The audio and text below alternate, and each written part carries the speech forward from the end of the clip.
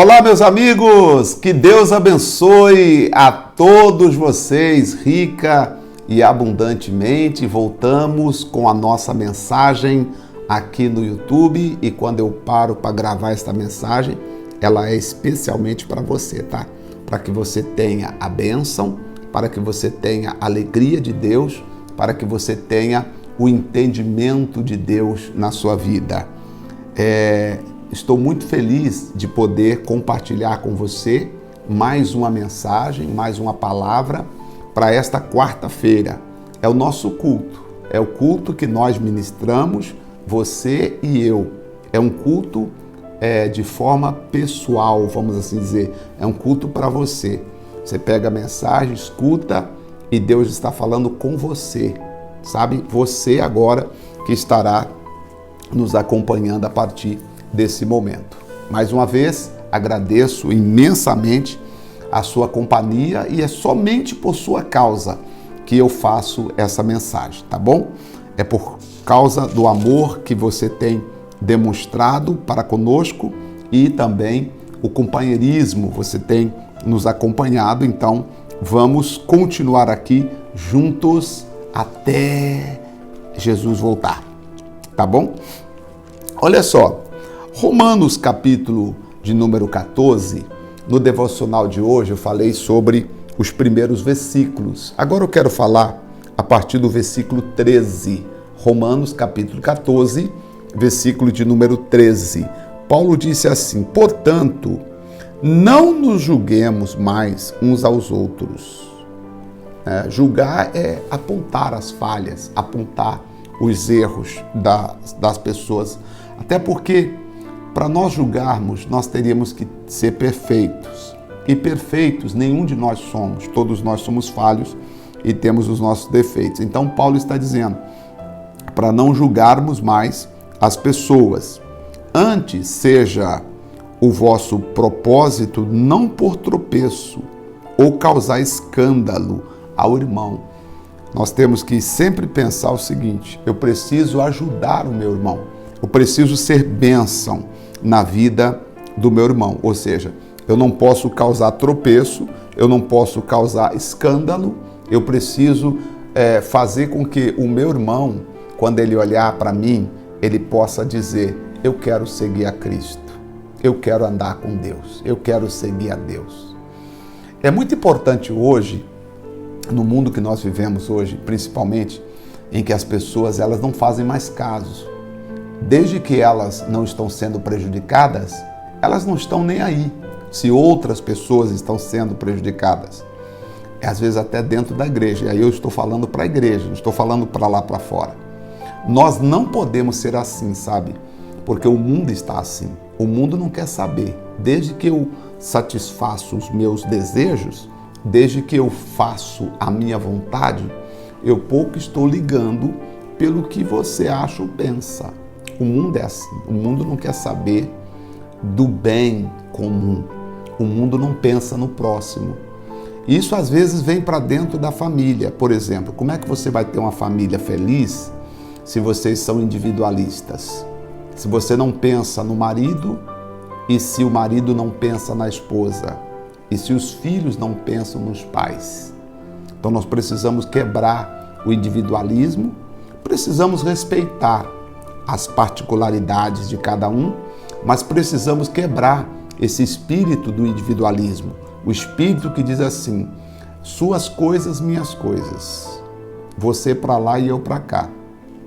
Nós precisamos trazer a união entre as pessoas, orar para que haja união, para que o Espírito de Deus possa trazer comunhão, a filha possa abraçar a mãe, o filho possa abraçar o pai, a filha possa andar abraçada com o pai, possa ir no shopping com o pai, passear, possa ser feliz, que a família possa sentar no jardim, no parque, ou até mesmo programar viagens, para curtir alguns momentos em família. Dia desse uma pessoa me falou: pastor, só não me viu na igreja que eu estava viajando com a família, estava passeando. Eu falei: puxa, que legal. Eu sinto feliz quando as pessoas fazem isso, porque é exatamente o que eu prego. exatamente o que eu entendo pela palavra de Deus. A família vem em segundo lugar.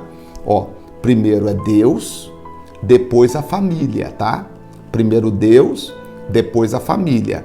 Em terceiro lugar estão as atividades da igreja, tá bom? Então isso aqui é importante falar, ó, preste bem atenção. Primeiro Deus, depois a família. Terceiro lugar, as atividades da igreja. Quais são as atividades da igreja? Os cultos, o evangelismo, o ajudar a limpar, ajudar a fazer isso, aquilo outro. As atividades da igreja vêm em terceiro lugar. Primeiro Deus, segundo a família, terceiro lugar as atividades da igreja. Eu já ouvi um pastor falar, até o missionário também já disse, que primeiro é Deus, a igreja e terceiro lugar a família. Ou seja, se você tem Deus, amém.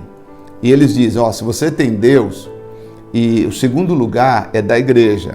Se você tiver o aniversário da tia para ir e tiver um culto, você não pode deixar de ir no culto para ir no aniversário da tia, porque eles colocam a igreja em segundo lugar. E na verdade a igreja vem em terceiro lugar.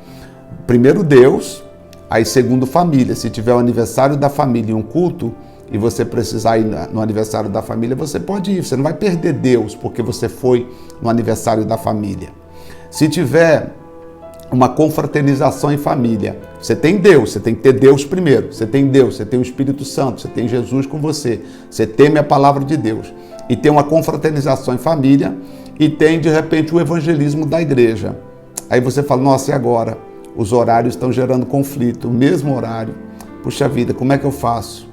Aí você fala, pastor, não vou poder ir no evangelismo porque tem uma confraternização da minha família. Aí o pastor vai dizer assim, irmão, você está deixando as coisas de Deus para cuidar das famílias? Coitado. Não, irmão, primeiro as coisas de Deus. Não, Deus já está em primeiro lugar aqui, ó. Primeiro Deus, segundo família, terceiro as atividades da igreja. E sair para evangelizar é uma atividade da igreja. Sair para visitar os doentes nos hospitais é uma atividade da igreja. Cantar, ensaiar, bater palma, tudo isso são atividades da igreja. Portanto, primeiro Deus, segundo a família, terceiro lugar, as atividades da igreja. Vamos dizer que você tem, vamos dizer assim, que você tem algo para levar até a igreja. Vamos dizer que você vai levar alguma coisa até a igreja. Mas, nesse inteirinho, você tem, a sua mãe quer que você fique com ela. Ela falou, não, filho, eu queria que você ficasse comigo hoje, porque hoje está fazendo um ano que seu pai morreu, eu queria que você ficasse comigo hoje aqui em casa. Aí você fala, mãe, mas hoje tem um culto assim assado, um culto de ação de graça, um culto de tal. Se você falar com o pastor, ele vai dizer, não, irmã, traga a sua mãe, ou você não pode trocar Deus pelo desejo da sua mãe. Aí você fica confusa, porque você fala, e agora? Deus, eu já tenho Deus no coração comigo, Deus está em primeiro lugar. Agora tem em segundo lugar, a minha mãe pediu que eu ficasse com ela. Mas e agora? Eu fico com a minha mãe e deixo de ir no culto de confraternização? Ou se eu ficar com a minha mãe eu estou pecando contra Deus? Não está pecando contra Deus, porque Deus já veio em primeiro lugar na tua vida. Agora, ter esse outro lugar aí que você está meio confuso ou confusa, são as atividades da igreja. São as atividades da igreja. Então, as atividades da igreja, ela vem em terceiro lugar. O apóstolo Paulo disse assim, se você não cuida dos seus, como é que você vai cuidar da igreja? Quer dizer, se eu não cuido dos meus, não tem como eu cuidar da igreja. Primeiro eu cuido dos meus, para depois cuidar da igreja. Então, se a sua mãe disse assim, minha filha, eu sei que você, toda sexta-feira, filha, você vai na igreja, mas eu queria pedir que você, na semana que vem, na sexta-feira, fosse comigo em tal lugar.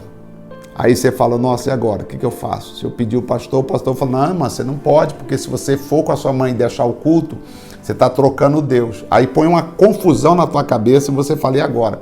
Se eu deixar o culto, eu estou trocando Deus? Não está, porque Deus já está em primeiro lugar na tua vida. Segundo lugar, vem a família, que você deve atender o pedido da sua mãe para ajudá-la, até para ganhar um bom testemunho dela, né, para com ela.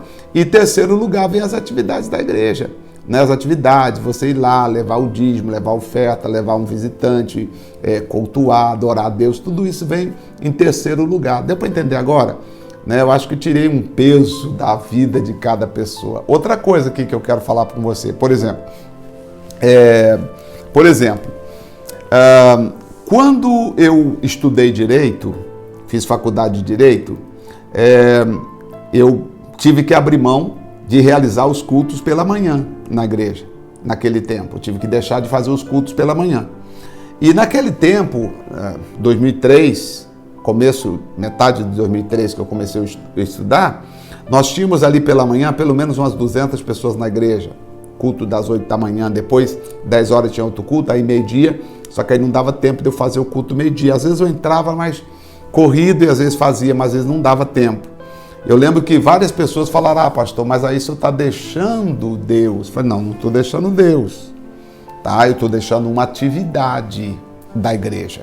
Eu estou deixando de fazer uma atividade para poder priorizar uma outra atividade que eu sinto que nesse momento eu preciso dela. Sabe, até pastores falam, não, mas pastor, mas aí você só vai deixar de assistir o culto para poder ir para a faculdade, pastor? Sim, mas se eu preciso da faculdade, eu não estou trocando Deus, porque Deus já vem em primeiro lugar.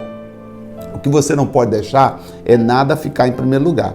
Então, desde que você crê em Jesus Cristo como teu Salvador pessoal e o serve e o ama de verdade no seu coração, se, por exemplo, vamos dizer que você agora todos os dias você vai na igreja, tá? Todos os dias você vai na igreja. Você é até obreiro, todos os dias você vai na igreja. Mas agora você vai começar a fazer faculdade a partir do mês de agosto.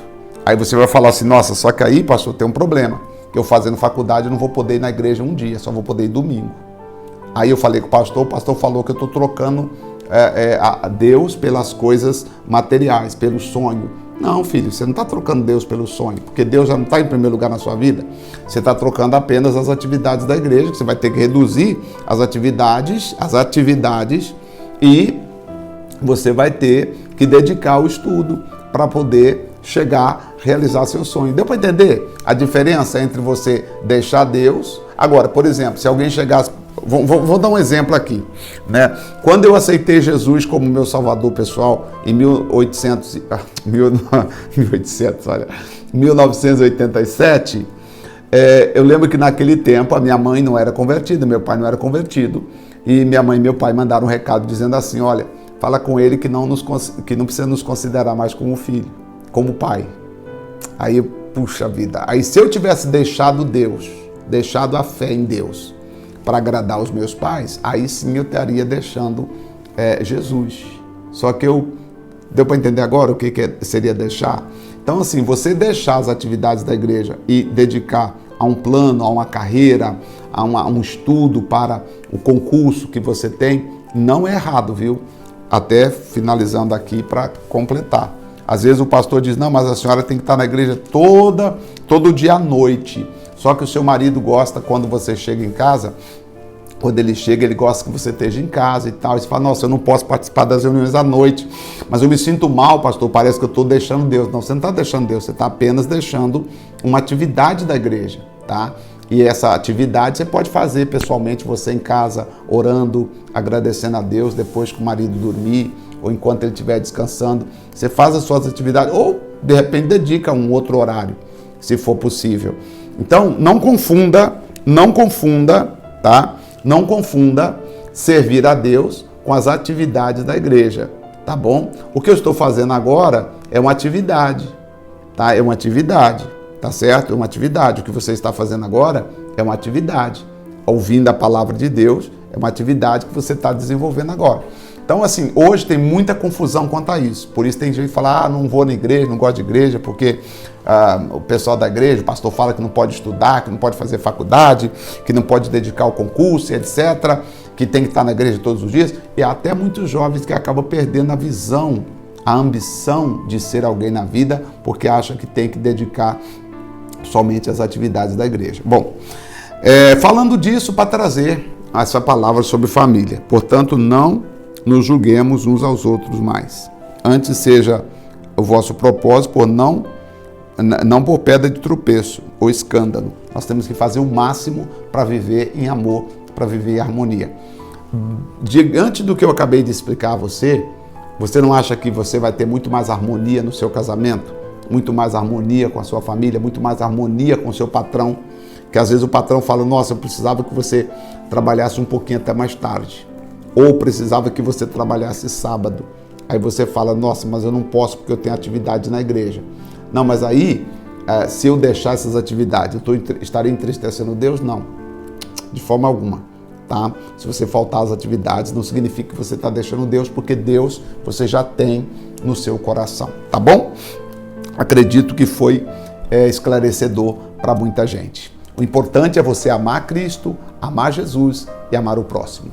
Senhor nosso Deus e nosso Pai, em nome de nosso Senhor e Salvador Jesus Cristo, eu oro agradecendo ao Senhor pela vida de todas as pessoas. Como falei, o importante é amar ao Senhor e amar o próximo. Então, eu peço ao Senhor, em nome de Jesus, que abençoa todos que oram agora conosco, pedindo em oração. Entrega o Senhor Deus nas tuas mãos a vida deste homem, desta mulher e a vida de todos que estão agora participando comigo desta oração. Pai, eu declaro que a bênção do Senhor seja sobre todos que oram agora. E tem gente dizendo, Pai, obrigado.